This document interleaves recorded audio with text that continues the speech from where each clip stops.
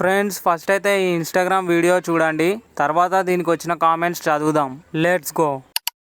సూర్యుడు ఉదయించేది వెలుగు కోసం అయితే నేను ఉదయించేది నీ కోసం.